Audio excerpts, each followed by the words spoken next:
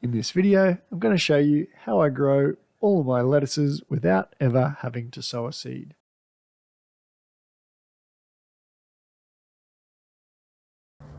So a lettuce like this is a mignonette lettuce, and for these guys we pretty well come along and we pick the leaves around the edges on a regular basis, and you can see he's got plenty of little friends that we do the same thing off.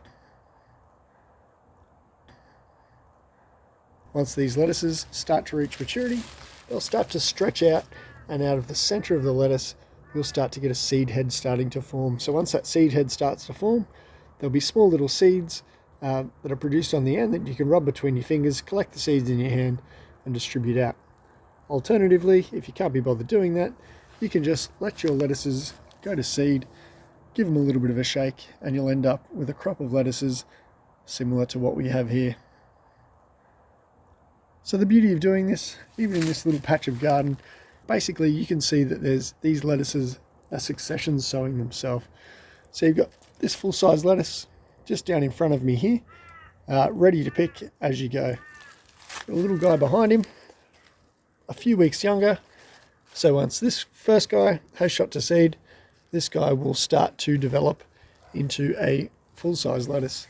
But we tend to pick and come again, or cut and come again as we go. I'll just show you another couple of spots where they've popped up. So you can see down here, we've got a whole bunch of lettuces all at different stages. So we've got this little guy here, he is recently germinated. This guy here is possibly a week or two ahead. These guys here are even further ahead again.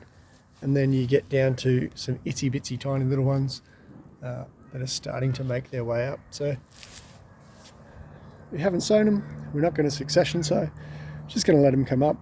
If they get in the way of the other flowers in the garden, we'll just start to remove them because there's plenty of them in here. But that is how we succession sow our lettuce.